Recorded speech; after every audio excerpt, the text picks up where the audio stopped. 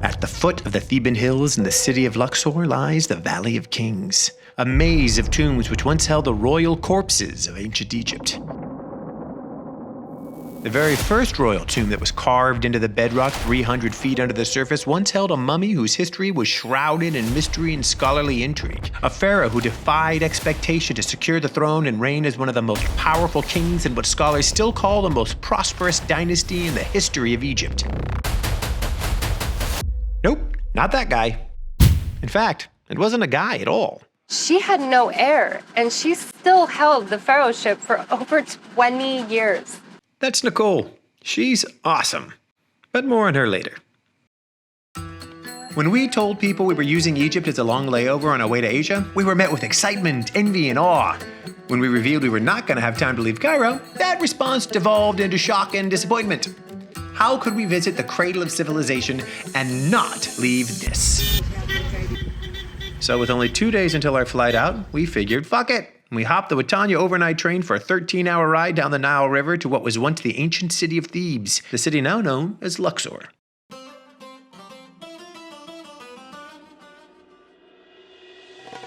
If you ever get a chance to take this historic train, take my advice. Fly. This train is terrible. The water pressure, not the greatest. So this is not toast, as it turns out. I just took a bite. Just stale bread. Just really, really stale bread. That was our first mistake. Second was trying to attempt visiting the wonders of the open-air museum known as Luxor without the use of a guide or just about any research into what the hell we were looking at. The Temple of Karnak. So we are in the Karnak. Nope. Yes. Yes! Temple of Luxor. Feels like we're on the set of the never-ending story. I said it first. The Valley of Kings. That's the tomb of Ramses II. You know, the whole Jesus tomb. Wrong religion. I'm sorry. Say that again. I meant to say Moses. I didn't get a 2.8 in high school for nothing. Fortunately, we met someone far more informed who shared with us the story of her quest for purpose and self-empowerment, which led her to the home of her long-dead mentor, one of the most powerful pharaohs in all history, one whose building projects were among the most ambitious and whose mortuary temple is one of the architectural wonders of the ancient world. The longest reigning female pharaoh in history, more powerful than Cleopatra, the queen who would be king, Hatshepsut. I had never heard of her. But what better way to hear a story than drinking wine in a boat while the sun sets over the Nile? And I came the first time, and it was just supposed to be a month. I was just supposed to come see the pyramids. I knew nothing about Luxor. Nothing. Just like you guys. Look at all the rams. I'm sure there's significance we could have read about. I'm just like thinking pyramids, pyramids, pyramids. I just don't want to die without seeing the pyramids. When I heard the story of Hatshepsut, all of a sudden I started feeling super compelled to be here. Hatshepsut was the daughter of the pharaoh Thutmose I and the wife of the heir to the throne, Thutmose II. Yep, she married her stepbrother. You know, there's a lot of incest going on. Yep. Yeah. So she's the wife and the daughter and the sister of the pharaoh. Usually a woman would have one or two, but all three. She had a daughter, but no son to her name. So when her husband died, she ruled as regent on behalf of his infant son, Thutmose III, from another woman. But like most strong women, she had a better idea brewing. Hatshepsut was like, you know what? I think Amun-Ra is calling me to this position. And she convinced everyone. And she became, like her. Yeah, I do too. Women pretty much had the same type of power that men did. That being said, it was still against the good old patriarchy to have a female king, especially when there was already a living male heir to the throne. So, to help her legitimize her claim, she had most depictions of her carved with the trappings of a king. That would include a false beard and a man's body. Don't get me wrong, there has always been a problem with the men. You ain't gonna get an argument from me. Yeah. And under her reign as legitimate pharaoh, Egypt saw peace and prosperity for 21 years. What aspect of Hatshepsut's story is the thing that draws you? I wish there was something that I knew about myself that was like her, but I just feel like such a regular, and she's a pharaoh.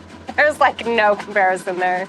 I would have to disagree. I think the relationship she had with her daughter is something that I wish I had with my mother. Daughter of a Palestinian mother and a father traumatized by horrific events in his youth, she has shown immense strength in her life, starting by getting emancipated at 15 from a toxic home to try and create a better future for herself. I quickly realized that if I stayed, I was going to end up similar to my parents. You know, both of my parents did have a rough upbringing. I just didn't think I deserved that. No. Yeah. Nobody deserves that. No one deserves that. By the time I was 26, my mom and I were finally getting on a way where she was accepting who I was, all my tattoos and my stories and whatever. And then she passed away. I didn't know what to do, and I have a history of addiction. Homeless, living in my car. Yeah, I was addicted to crystal meth at like 17.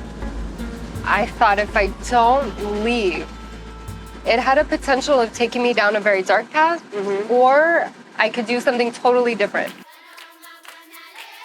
I wanted to go work with kids. So she bought a ticket to Africa to help care for orphans in Kenya. Africa was my first step into the I can do this. I don't have to fall victim to like addiction and pain and suffering, and life is so much more. And these kids that I worked with in Africa taught me that. They're happy there. Then I went to Southeast Asia, and then I went to, did a bunch of work down in Haiti, and I wanted to see what were these truths that were being hidden. Was it scary at all ever to pick up and take off to Egypt? No. No? I feel pulled, by this story, by this queen that I've met, and what she did for her daughter is the greatest thing any mother can do, is hand her this type of power that you don't settle for less, You are a woman and be proud of it. And I think all mothers, we need to be telling our daughters these things. So we've learned a few things today. 1, don't spend your money on that crap train. 2, if you're gonna go to a place, hire a guide or do your own damn research. 3, do not ever let a man tell you what you can or cannot do. They're wrong. The next morning, we discovered mistake number 4.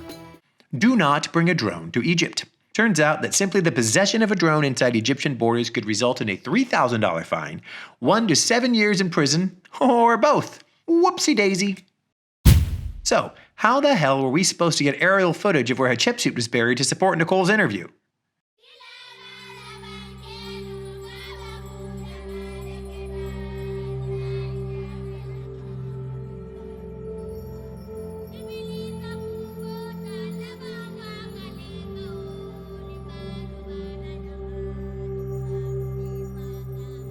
Floating 2,000 feet above Luxor, you start to get a new perspective on things. Even when saying fuck it yes and going for what you believe in, the universe can still be a dick. Hatshepsut's daughter died as a young teenager, unable to use the strength and confidence inspired by her mother. And after all Hatshepsut did for her people, 20 years after her death, she was almost erased from existence. When her stepson, Tutmos III, rose to power, he ordered her likeness destroyed across all of the kingdom. We were reminded of where our conversation went with Nicole after the sun had set over that same river the night before. I had an older brother who I call brother, but he was a friend. Like, he had took me in when I was 15, and halfway through school, my brother was murdered. He was shot in the back of the head. And this was my first brush with death. I had never felt pain or loss or devastation the way I felt that loss. This was someone I spoke with every day. That sent me into a very, very dark place. I started taking morphine off the streets. And my mom, she knew what I was going through. I had dropped out of school. And she's like, you need to go home. So I went home, and for about 7 weeks straight, I just sweat out this terrible addiction to morphine. I don't know. I don't know what the draw is to substances when you're hurting, when you're in pain. When you're searching for something to take that from you, you end up trying everything. I sweated out. I got a job at Jiffy Lube. I worked on cars for a couple years, and I cleaned myself up. And then my mom died. And I was like, fuck. I knew myself. And that's where Africa came in. I was like, get out, get out, go somewhere else. Traveling is what saved me. Getting out and realizing that I didn't have to be stuck in my situation or accept my situation.